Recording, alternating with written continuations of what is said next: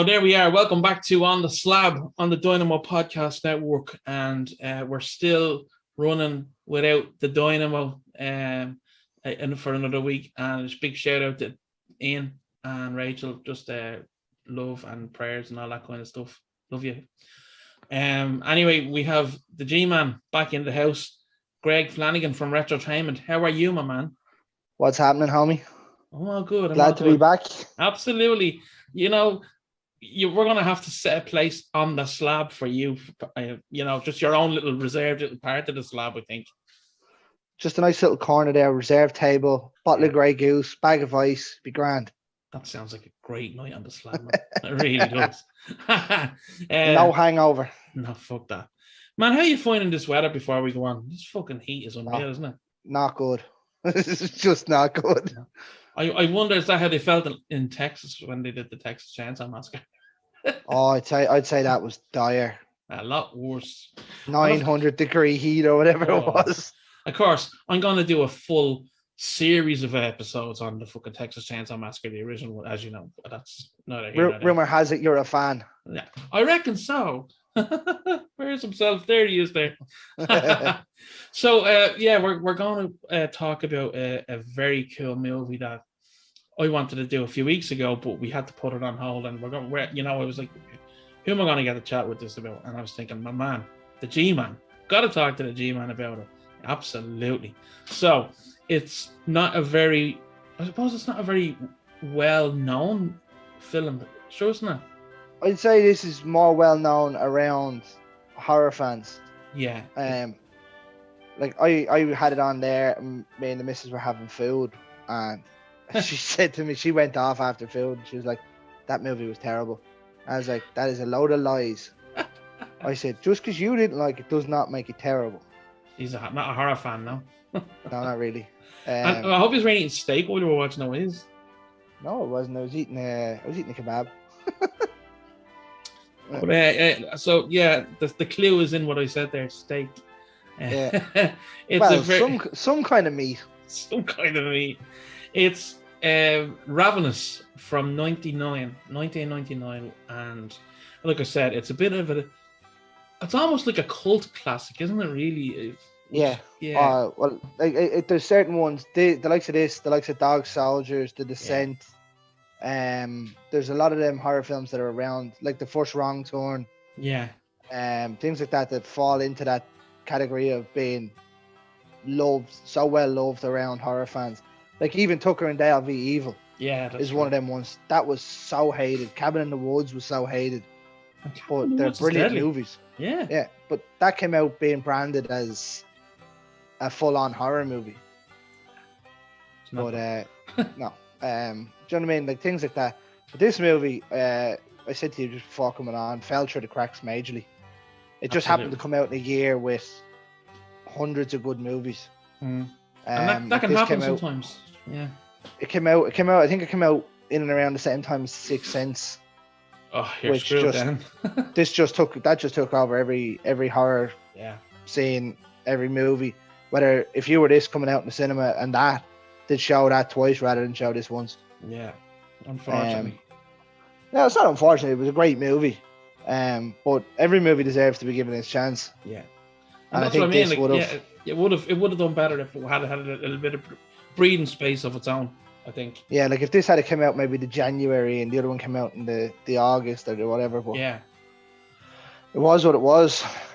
Fell through, very easily missed. Like if you pick up the box, it's Guy Pearce and Robert Carlyle and a knife. That's it. I love Doesn't tell you anything. I love it. Yeah. Do you know what I mean? I was saying to you, I went to see this film, what did I say, 3 times or 4 times in the cinema. Like, I loved it. And if I could have got in, I would have went. I was the only one of my mates who liked it, and a lot of my mates were into horror. But I had to go 3 times on my own. That's how sad I was at the time. But I used to go to the Bray Cinema by myself. Yeah. Nothing wrong with that. I went to see the number 23 by itself. Oh, did you? Twice. Yeah. Cool. I love that movie. Yeah, it's a good film, all right. Yeah. But we'll do a little small kind of a run up of the film itself. So it was directed by Antonia Board, wasn't it? Yeah, written by Ted Griffin. Yeah. Based off the stories of the Donner Party. Yeah. Which went through America. Yeah, and people can look that up, of course, but it is actually a very interesting take on it. Of course, it involves cannibalism. And well, I mean, you got to do what you have to do. Yeah, I know. Well, we have to look after each other, you know. So yeah, I've always had a fascination with cannibalism though over the years, and I'm not wanting to do it, but the whole thing behind it, and you know the way like there's some cultures have like a spiritual connection to it. Well, like the Wendigo thing and all that kind of stuff. I've just always found it fascinating, you know. But I think the Wendigo thing is more not even a fascination. It's more of a being cast out because you've done it. Yeah. Because they've always been looked at in a bad light. Like as I was saying to you, I watched a lot of the Skinwalker Ranch stuff. Yeah. And they talk about it quite a bit in that. But no, it's a strange one really. Mm. But this was done very well in a way. Like you don't really know what to expect from it. Yeah. Because like the box, like even I'd say if you read the back of the box, it's probably what they give you on IMDb and on Disney Plus, where you can check this out.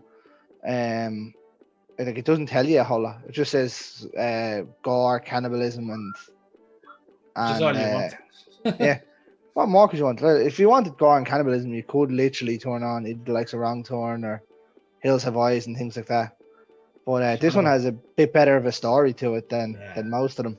It's different, and that's what I like about it. I like we all like the usual tropes of the slashers and all that. They're grand, but I like horrors with atmosphere. I'm gonna start. That's my word now. You know, but have you noticed in this one, like even the atmosphere is built throughout the daytime? Yeah, like, there's not very many horror films that do it in daylight, and that's what I do like. it well. Yeah, I like that when it's bright and you don't know what's gonna happen because you're not expecting it to be bright in a horror movie. You're really not. Yeah, like there we go back to Texas Chainsaw Massacre. That was all done during the day. Yeah, that was class. You know what I mean? And again, how well you can build something during the day. It doesn't have to be at night. Yeah, and it's what it's what your mind can perceive. That's the worst kind of horror, I feel. It's probably worse because if you can see what's there. Mm-hmm. Like I know people say when you can't see something, the likes of Jaws, when you don't see it, but you know what it is. Yeah. Could be worse. I don't know. Like seeing this thing in front of you and being able to do stuff to it, and it's just coming at you. Yeah. It's probably worse now, and you're going to be like, oh, great. Yeah. But anyway, this was based around was it the Civil War? Yeah. I think it's the American Civil War, the late 1800s or whatever it was, and just to quickly go in, we're following a guy who's played by Guy Ritchie. Guy Pearce. Guy Ritchie, imagine that. Yeah. I'm gonna hate you now. You can't. It's grand. You'll have Madonna in there as well. Fuck's sake. Jesus, no. I wouldn't go. I wouldn't cannibalize her. No fucking way. There's probably not much on her, but plastic. Yeah. But Guy Pearce. He plays Captain John Boyd, who, when this movie starts, you see him being, I suppose it's probably the equivalent of getting the Medal of Honor or whatever now. Yeah. In America, for single-handedly taking an outpost. Yeah. Was it the Mexican? Was it the Mexicans he was up against? Or they looked Hispanic. Now, to me, could it have been the Alamo or something like that after it fell, then winning it back or something? I'm not sure. They don't really delve into it, which is fine. It's fine along that lines, but there might have been some better story to it. Yeah, a little bit more flesh to it. Yeah, than just leaving it going. Yeah, eat on this, and then you see them eating steak and eat freaks. I'll tell you what, they look like fine cuts of steak, to be fair. Yeah, nice and big. Especially for that time. Yeah. But I think that's the only way they used to know how to fucking make stuff big and, like that. Like. Yeah. But yeah, But- so he can't handle the all the noise of the lads eating and all the Yeah. smell and all that kind of shit, because of course we all kind of know what he's kind of after been doing. Really. He pretended to be dead to not be killed because his infantry got destroyed. Yeah, he played dead, didn't he? Spoiler alert. Oh yeah. Oh yeah. I was told, by the way. Shout out to the Princess Apparel, Kerry King. By the way, her mom was telling me that we should have called it a spoiler show rather than a fucking review. Well, I don't know if it can be called a spoiler. Oh yeah, for Fear Street. Fear Street. It was a great episode, by the way. Thank you. It was fun. I don't think it can be a spoiler for this one. This one's out 22 years. Exactly. But but he gets banished to, well, not banished. He gets transferred to. He gets sent to California, but he's in the middle of nowhere and it's snowing quite profusely. Yeah, very much so. So I'm not sure where he is. He's in the Sierra Nevada mountain range. I'm not a geography expert, but I don't know if that's out that way. It must have been the dead of winter anyway. Yeah. But he goes out and he's stationed there then. Now, that had an air of The Shining to it. Did you find that where they're like, when he gets sent out there and he's talking to Jeffrey Jones, who is Colonel Hart. Yeah. And he's like, when this gets to winter, we have skeleton staff. Yeah. Kind of reminds me when he's talking to, when Jack is talking to the caretaker.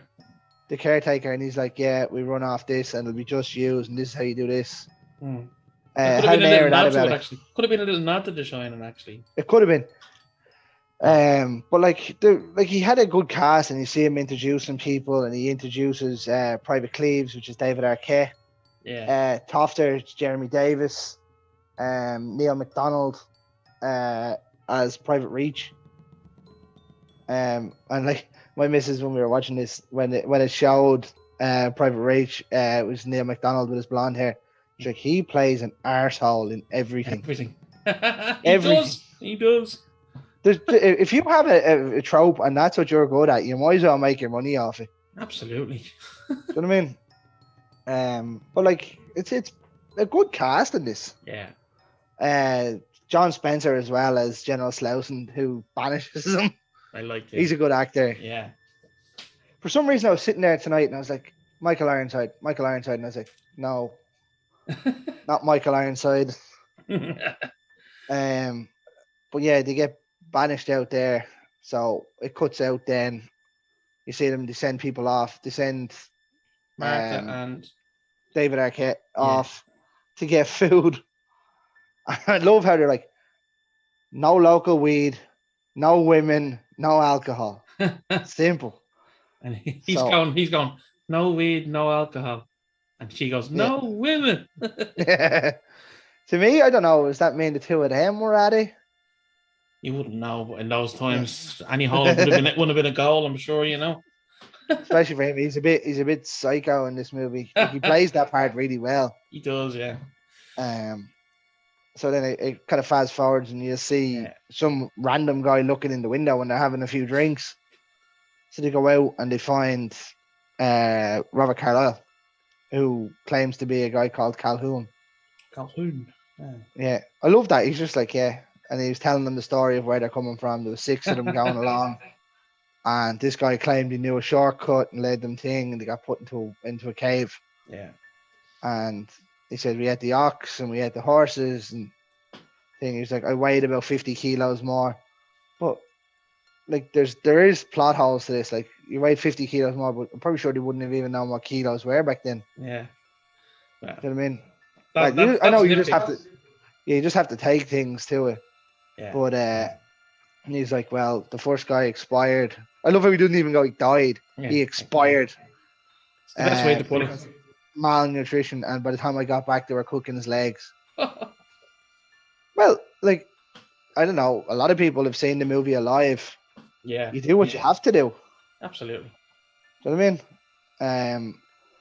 And he tells them, and he's like, there's these people, and then I ran. Yeah, he thought like, I should have helped. He thought the wife was still alive in the party when he said to them that she could still be alive. So they didn't. They all they decided they were going to go out and look for your woman. Yeah, he was like, I should have brought her with me, or I should have stayed to protect her. Yeah. But it's so they go along. He becomes more and more creepy as this goes along on the walk. Now it's only probably about a 2-minute scene, but I love how Colonel Hart, who's played by Jeffrey Jones, keeps dropping his hat. Oh yeah, Colonel Hart. Got your hat. Colonel. Yeah, that's brilliant. There's a bit of dark humor in this as well. That's what I like about it. It is like I found it to be a spaghetti western crossed with a horror. Yeah. In a way, like it's done very well. The music is good. The build-ups are good. But like when they get to the cave, you see the turn in Robert Carlyle. He's like, he doesn't want to go near it, and then you think, something has to be gone wrong here, because he's like freaking out. It's like he's having a panic attack or something. But he's not. He plays it very well. Yeah. Nice. Brilliant. But what I like here is when the two lads go into the cave and Neil McDonald goes down and finds the dead bodies, and he's like, how many of them did he say was here? He's like 6, and he's like, there's the 7th body, and he's like, that's one of our lads. But in this time, he's taking out the tree outside. But what I loved here was there's a part where he's like, you see him and they're in the cave and he's digging on the ground like a dog. And he's digging and digging.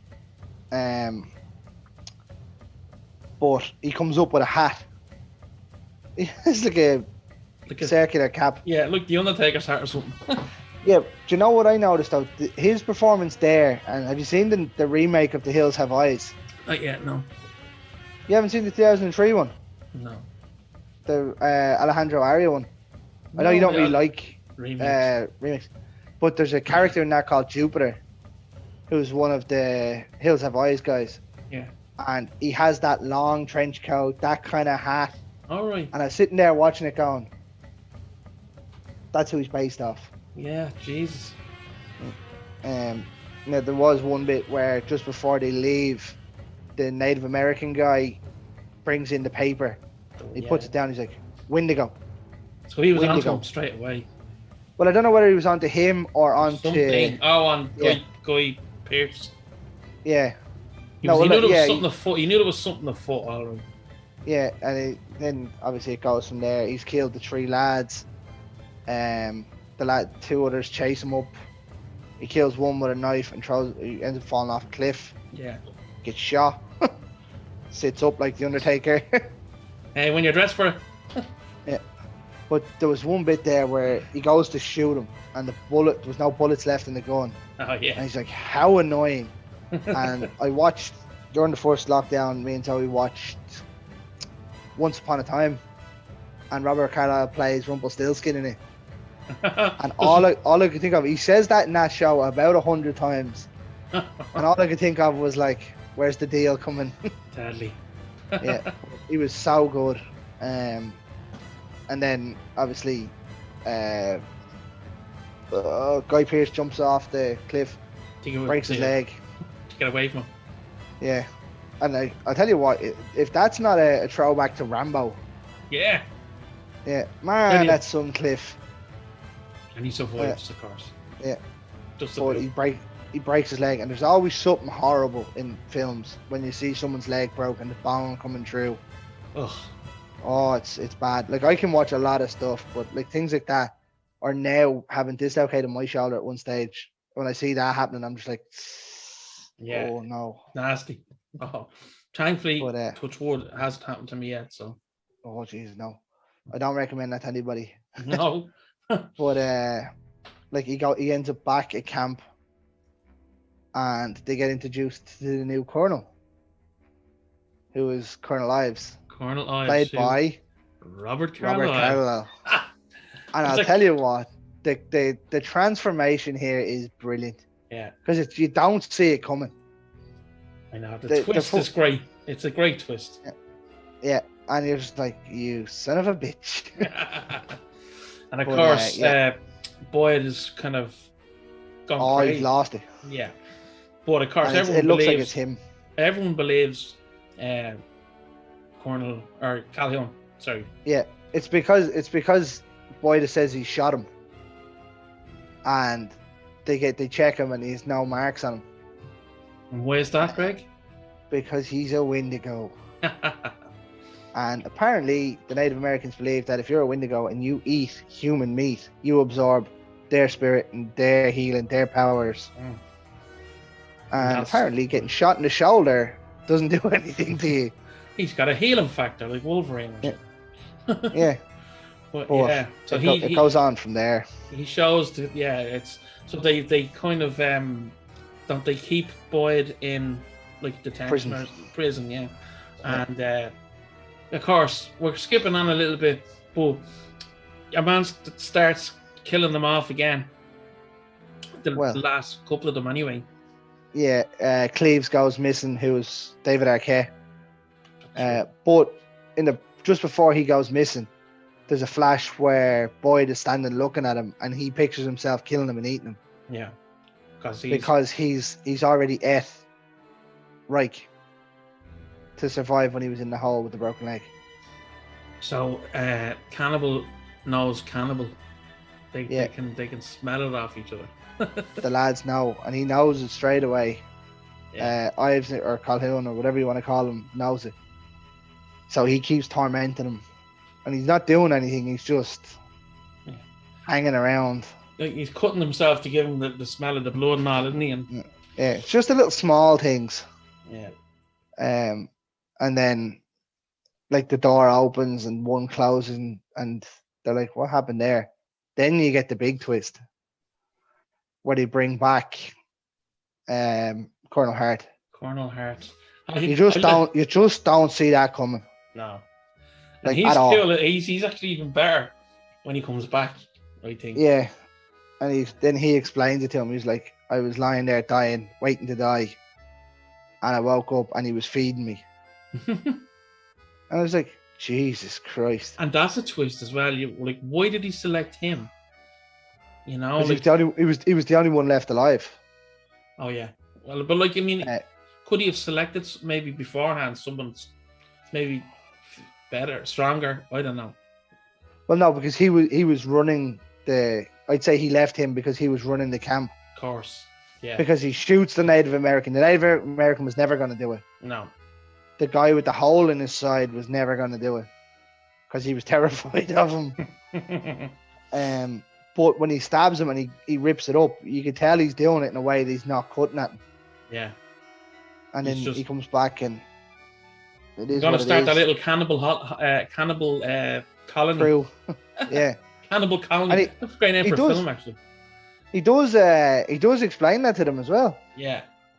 And the two lads are on board, and then, well, Hart was on board, and then he decided, no, you got to kill me here. So I need out. Yeah. And at this stage, we're coming to the end of the film. It's not even that long of a film, which is 1:42. It is. Yeah, that's not bad. That's a nice runtime. And like at this stage, the two lads are going to start a bit of a fight. This is the final battle, really. Yeah, and you can see what was your man's name that banished General Slauson. Yeah, you can see them coming up over the hill, and I think the lads they were gonna kill him, and even they weren't. They were gonna get him to eat people. That's what I meant. Yeah, join the clan, so to speak. Join the crew. What was it? Pirates of the Caribbean. One of the crew. One of the crew. Yeah. So they start their little struggle, and they're trying to. This is a decent fight, to be fair. Yeah. Although it looks at one point like they're gonna wear the face off each other, you know. Oh, it does, doesn't it? Yeah. Yeah. Like he stabs him with a pitchfork. Don't know why. Don't ask me why that pitchfork only has two. Some of them, I think, had two prongs.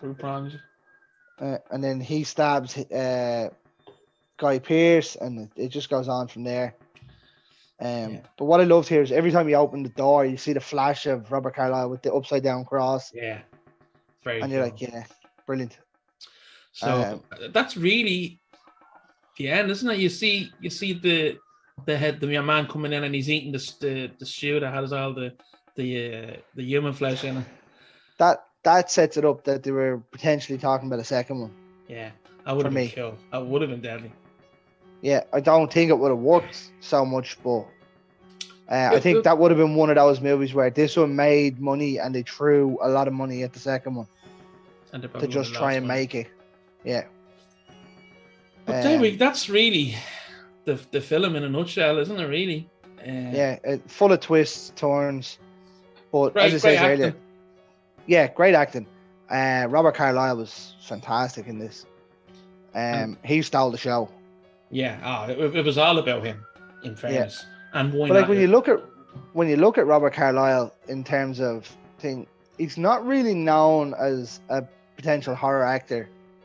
I know he's done a few, but like if you asked me now, up until the start of lockdown when I started watching that Once Upon a Time, if you asked me what Robert Carlyle was in, obviously everyone's going to say the Full Monty and whatnot, but to me it'd be 28 Weeks Later. Yeah, Trainspotting 28 Weeks Later. This. Jesus, yeah, he was in Trainspotting as well, wasn't he? Yeah, Begbie. There's a few movies. What's that one? The 41st State with Samuel L. Jackson. Oh, that's right. Yeah. Jesus. In Liverpool. Some good films. You know, he's not a bad actor. He's got himself about, hasn't he? He has. But yeah, he stole the show here. But as I said earlier, this movie builds atmosphere and tension in daylight. Yeah, and what adds to that is, as you brought up earlier on, the score, which was done by Michael Nyman and Damon Albarn of Blur, which is, you're thinking, what the fuck kind of mix are you gonna? Yeah, what the hell? I know it's and this was actually one of my favorite soundtracks. I have the soundtrack as well, and like they even used old instruments to try and get the sounds of that era. You know. Well, I thought it was done very well. Now I hadn't a clue who done the amazing music's your area, not mine. Absolutely. But like the music in the background, there's always something creepy about watching a movie where they go into the woods. Yes. Like I don't know whether you've seen Backcountry. No. Check that out on Prime. Mm-hmm. That one's about a bear. It's a true story as well about a bear attack. All right. But like when you watch something when they're in the woods, it's just because there's woods everywhere. Now we're lucky in Ireland; we have nothing really. Yeah. You might get attacked by a badger. Yeah. Although they're releasing grey wolves back into the wilderness, haven't they, over here? They're 100% not going to do that. Well, that's what the talk is. I'd 100% say that was an April Fool's Day thing. I'll have to look that up. Yeah. There's no way they'll do that. Because imagine walking up Bray Head and getting attacked by a wolf. Imagine. I know. I think they'd probably conserve, like a conservation. Now there is a farm thing, nature reserve in Donegal that have bears and wolves and all up there. Yeah. Up in Bournemouth. I'd love to go up there actually to see that. I wouldn't mind. I used to only live about an hour from there, and I never knew it was there. Right. Yeah. I'd be up to that now. I'd love to see it. I'd love to. They're the kind of animal. I'd love to see it like a bear in real life. Remember when Dublin Zoo had the polar bears? That's right. Yeah. Yeah. They were big old creatures. Like I never used to. I could watch a lot of animal documentaries. Never used to watch that in bears. I watched one day and I was like, Jesus. They're huge. No. Yeah. Oh, it's crazy. Well, yeah. So like, this is again one of those films that had the perfect mix of the movie and the soundtrack. And the soundtrack, as I said to you, was just as I think the soundtrack was more popular than the actual film itself. Yeah, it sold well as a standalone album, we'll say. As it says, this fell through the cracks. I was only reading an article when you said it to me. I was looking up trying to find where to stream it, and there was something that popped up. It was like reasons to sink your teeth into Ravenous. And the start of it was like it fell through the cracks. It came out at the same time as The Matrix and Sixth Sense and things. And of course, when you come out alongside movies like that, like could you imagine like this could have come out at the same time as Jaws? and you'd have lost it. Yeah. But if this had come out, say, 97, when maybe I don't know, I'm just saying a year now where there wasn't much. It could have done better. It could have been something different. The likes of Tremors. Tremors came out alongside a lot of horror movies, didn't do too well. And that's a good movie. Has a cult classic following as well. Yeah. Same as Critters and things like that. Leprechaun was another one. Leprechaun. Do you know what I mean? There's movies like that have just fallen away because they've come out at bad times. And I do believe that this is one of them. Absolutely. I'd like to know if anyone likes, do you like this film, actually? Tell us if you like it, because, like I said, it doesn't get half the love and attention that I feel it should, and you feel that it should, Greg. Oh, definitely, yeah. But like I was only saying there to Zoe after the thing, I was like, I've seen this movie about 2 or 3 times in my life, and you'd forget that it was about a Wendigo. Yeah, I know. Because you watch it and be like, what is going on here?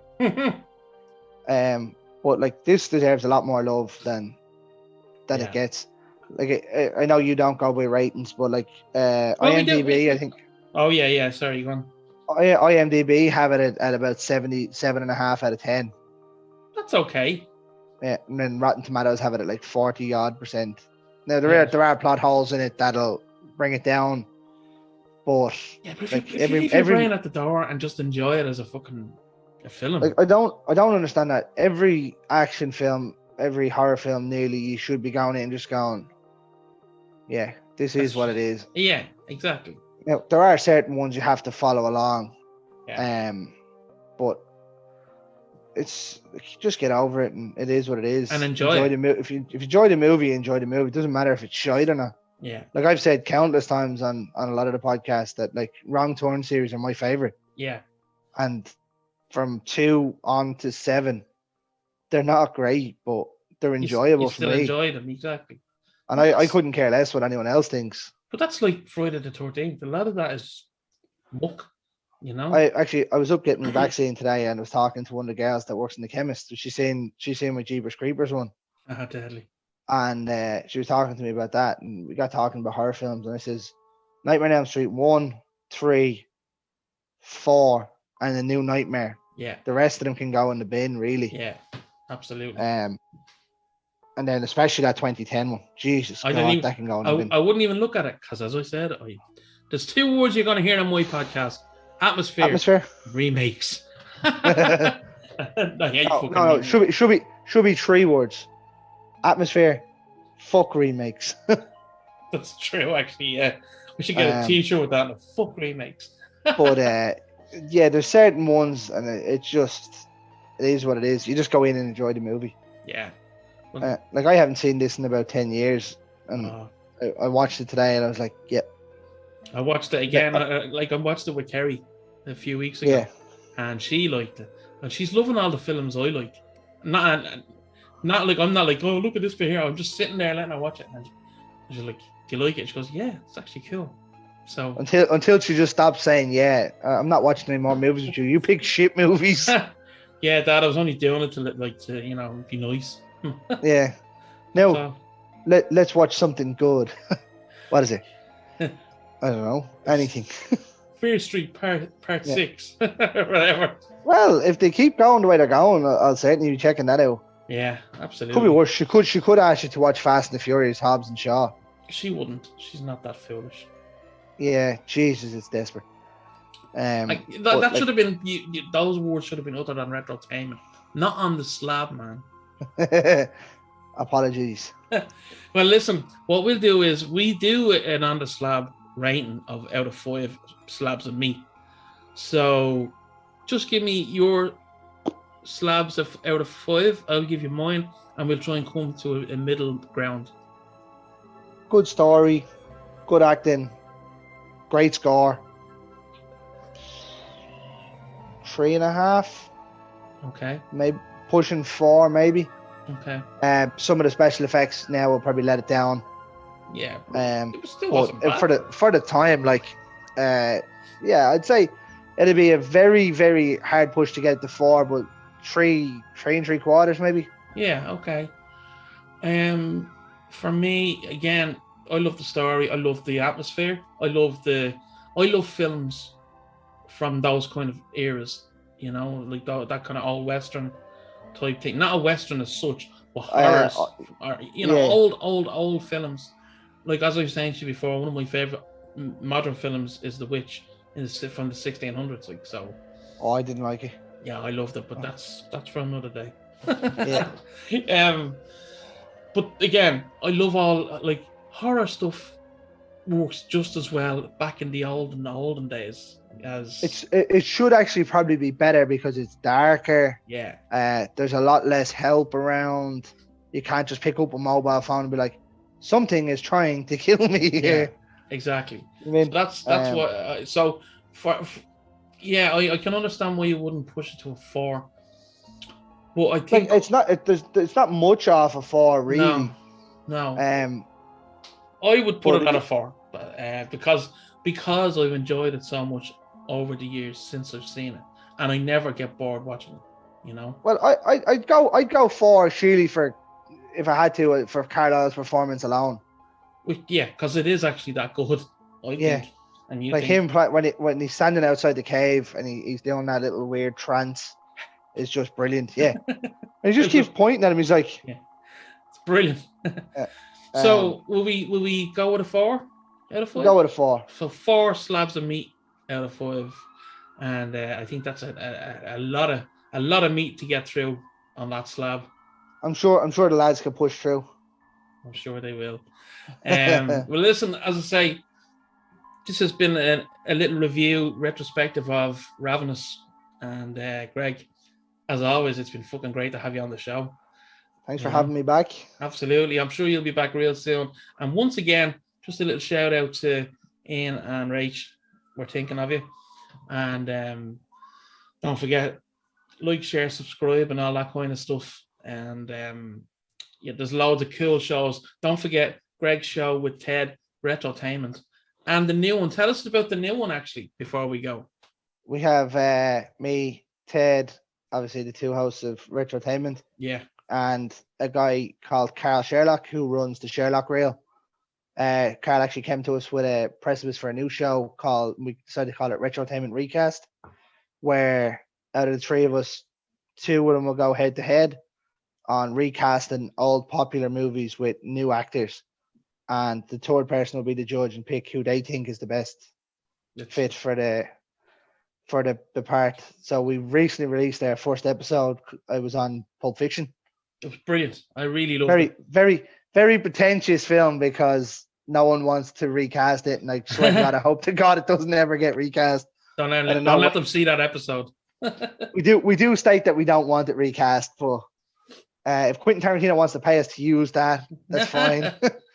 But yeah, we went through it, and go and check it out. The battle that Carl and Ted had. Not this Carl. See who comes out top. Yeah, not Carl Sherlock. Yeah, it's a great show. I have to say, it's a fantastic show. It's a refreshing take on things in that sense. It's very interesting.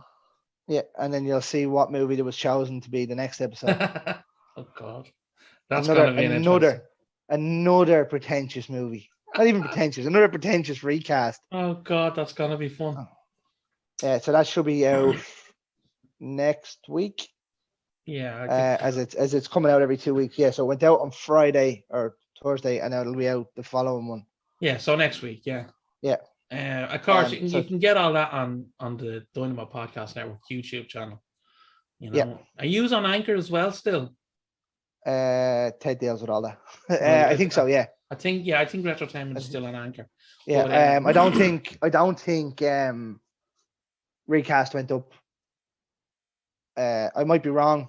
Right. But, as it says, Ted deals with all that. I just show up. That's the best way. So so check out, as I said, Retrotainment Recast, and all the other shows. The Dynamo's Dozen, 4 Podmen, Upper Tier. What else do we have? Flaming Puck, and the Chelsea Roar. Yeah, well, that's kind of in a slow down mode now, obviously, because there's no anything in there.